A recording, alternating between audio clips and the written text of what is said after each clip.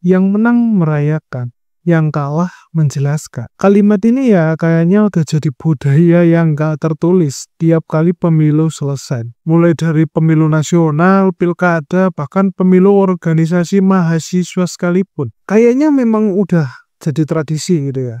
Yang menang tuh sibuk merayakan, sedangkan yang kalah itu sibuk nyari-nyari alasan kenapa mereka bisa kalah. Mulai dari nyalain orang lain, nyalain strategi kampanye, tim sukses, kondisi lapangan, sampai kadang nyalahin rakyat juga. Tapi kalau kita lihat lebih dalam, sekarang tuh situasinya udah jauh beda dengan yang dulu. Dimana rakyat yang sekarang tuh makin pinter-pinter, makin punya prinsip, dan gak gampang buat digiring atau dipengaruhi sama janji-janji politik kosong. Nah ini tuh jelas banget kelihatan di pilkada yang sekarang ini. Ada dua tokoh yang jadi sorotan, yaitu Pak Ridwan Kamil dan Pak Ahmad Lutfi. Keduanya tuh sama-sama dapat endorse dari dua nama besar, yaitu Pak Prabowo dan Pak Jokowi. Logikanya nih, kalau udah mendapatkan dukungan dari figur yang punya pengaruh luar biasa di dunia politik, ya mestinya peluang buat menang ya makin gede dong. Tapi yang bikin menarik di sini, kok hasilnya beda gitu. Pak Ridwan Kamil yang rekam jejaknya ya bisa dibilang mentereng gitu. Dan popularitasnya yang bisa dibilang juga gak main-main, tapi malah kalah. Dan di sisi lain,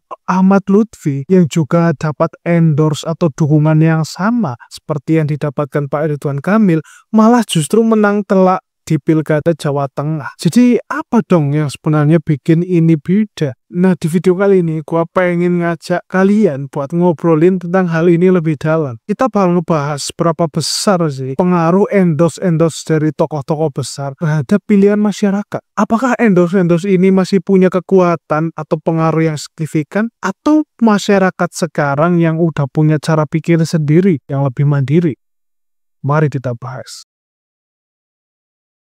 Oke, kita mulai dari fenomena endorse-mengendorse itu sendiri. Di setiap pemilu ataupun pilkada, pasti ada aja calon yang dapat dukungan dari tokoh-tokoh besar yang berpengaruh. Dukungan ini biasanya berupa restu atau pernyataan terbuka, atau bahkan ikut turun langsung buat kampanye. Kesannya tuh kalau udah di-endorse sama nama-nama besar, calon ini tuh udah pasti menang. Tapi kenyataannya nggak sesederhana itu, Ferguson. Contohnya aja di pilkada kali ini. Pak Ridwan Kamil dan Pak Ahmad Lutfi itu dua-duanya sama-sama di-endorse dari tokoh politik yang cukup berpengaruh di negara ini, yaitu Pak Jokowi dan Pak Prabowo. Tapi itu hasilnya benar-benar beda jauh. Tapi pertanyaannya kok bisa gitu. Nah jadi kemarin pas habis perhitungan suara di TPS tempatnya gue pulang, terus gue nonton sebuah acara berita di TV itu yang ngebahas putar pilkada yang sedang terjadi saat ini. Acaranya itu sebenarnya seru banget gitu, karena ya sempat panas, karena gue suka gitu kalau panas. Nah, di situ narasumbernya tuh nggak cuma ngomongin cuma soal hasil pilkada aja, tapi juga ngegali faktor-faktor yang bikin menang atau kalah. Dan salah satu yang menurut gue jadi menarik pembahasannya di itu adalah salah satu poin yang diangkat adalah soal kekalahannya PDI di berbagai wilayah, yang katanya ada hubungannya sama campur tangan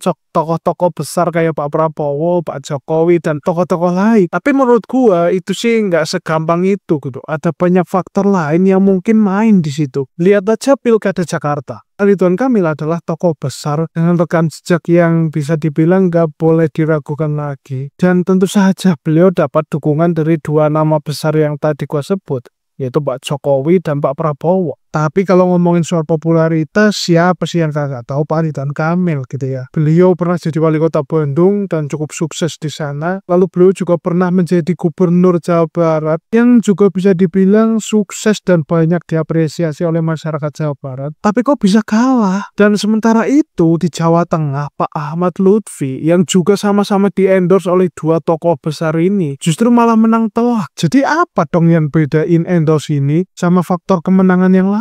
Menurut gue ini jadi salah satu bukti nyata kalau suara masyarakat yang sekarang itu nggak bisa sepenuhnya buat bergantung pada siapa yang endorse dan siapa yang main di belakang calon-calon itu sendiri. Seberapa relevan mereka dengan kebutuhan masyarakat dan seberapa dekat mereka dengan masyarakat, menurut gue itu adalah salah satu faktor yang menjadi kunci kemenangan di pilkada saat ini, khususnya di Jawa Tengah. Pak Ahmad Lutfi dan Tat Yassin sebenarnya udah lama banget dikenal sama masyarakat Jawa Tengah. Mereka juga rajin buat turun ke lapangan, belusukan, dan menjalin hubungan yang erat dengan masyarakat. Jadi meskipun dapat endorse dari tokoh besar yang berpengaruh, kemenangan mereka tuh sebenarnya ya gak bisa dibilang karena endorse itu juga. Lebih karena kerja keras mereka sendiri buat mendekatkan diri ke masyarakat, atau bisa dibilang relasi mereka dengan masyarakat di Jawa Tengah. Sementara itu, kalau kita ngelihat di Jakarta, meskipun Pak Ridwan Kamil punya popularitas yang tinggi, mungkin pendekatannya gua rasa cukup kurang gitu dengan masyarakat. Dan di sisi lain, rakyat Jakarta tuh lebih memilih figur yang merasa mereka lebih relate dengan mereka gitu, sama kebutuhan mereka di lingkungan mereka. Dan ini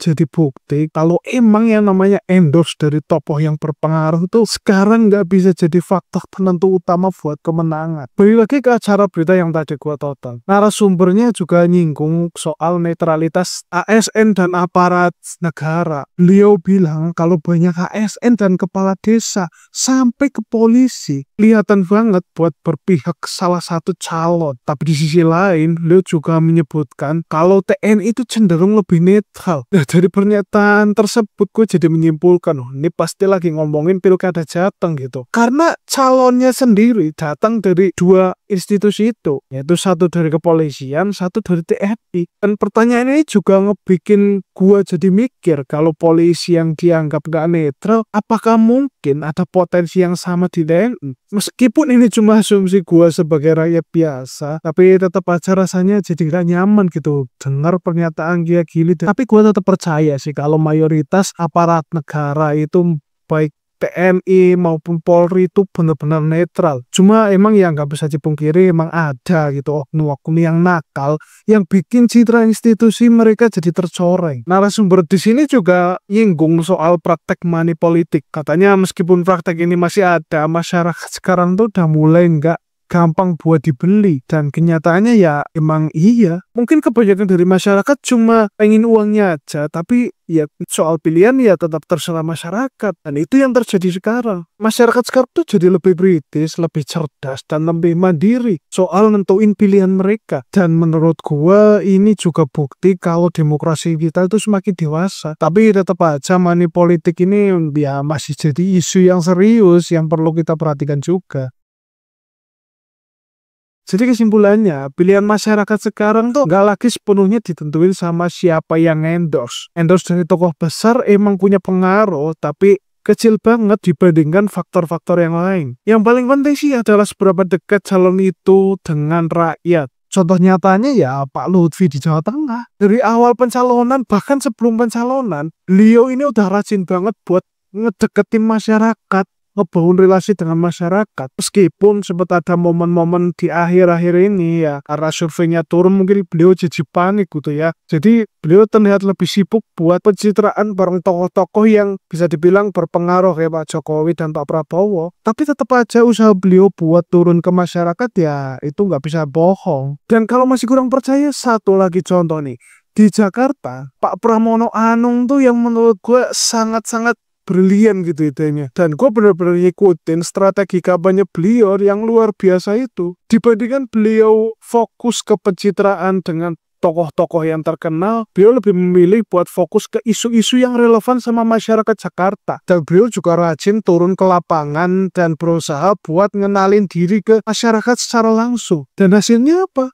Beliau menang telak tanpa perlu pencitraan dan endorse ya kan. Jadi intinya endorse itu bukanlah kunci utama buat menang di pemilu atau pilkada. Tekanan dari pejabat, aparat, bahkan money politik sekalipun, kalau rakyatnya merasa nggak cocok ya nggak bakal menang lah. Dan ini yang ngebikin demokrasi kita makin menarik kalau dibahas sampai sini. Karena suara masyarakat tetap jadi penentu utama buat calon yang mau menang. Oke, mungkin itu aja yang pengen gue sampaikan di video kali ini. Jangan lupa like, komen, dan subscribe. Dan tentu saja gue masih menunggu head-head komen kalian di kolom komentar di bawah. Dan mohon maaf nih, gue nggak maksud nyudutin siapapun, membela siapapun. Karena gue melihat ini dari sudut pandang gue sendiri sebagai rakyat jelata, masyarakat biasa. Dan tahu apa sih gue soal politik ya kan. Oke, mungkin itu aja. Jangan lupa like, komen, dan subscribe. Gue Aksel Trianto, sampai jumpa di video berikutnya.